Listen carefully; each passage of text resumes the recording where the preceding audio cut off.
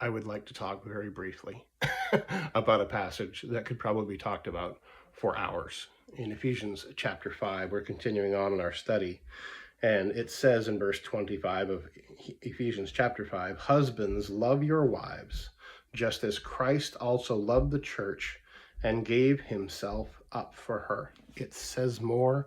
I'll leave the rest to you. But what I can say to you is this: as a man who claims to be a Christian, who is indwelt by the Holy Spirit, who wants to follow Jesus Christ and make him known, and I recognize that I am part of the bride, the church, I need to submit myself to Christ.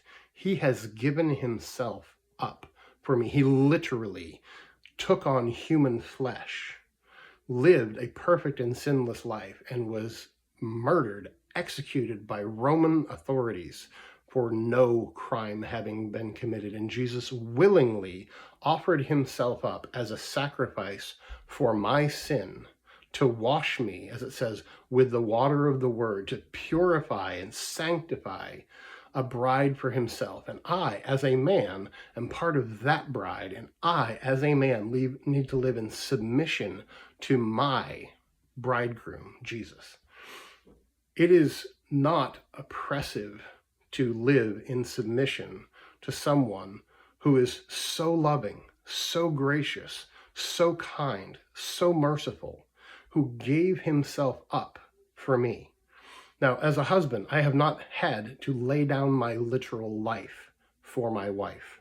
I have had to lay aside things, my preferences, things like that, so on behalf of my wife, and done the same for my children. And any husband, any father should certainly be giving himself up in this way. But we often don't think about this part, that as a man of God, it is my duty to exemplify the sacrificial nature of Jesus Christ on behalf of his church. And it's also my duty to provide for my family and to protect my family and to lead my family in the word. We'll talk about this in a few days when we get to Ephesians chapter 6, the duties of fathers. But right now we're hitting it on the husbands.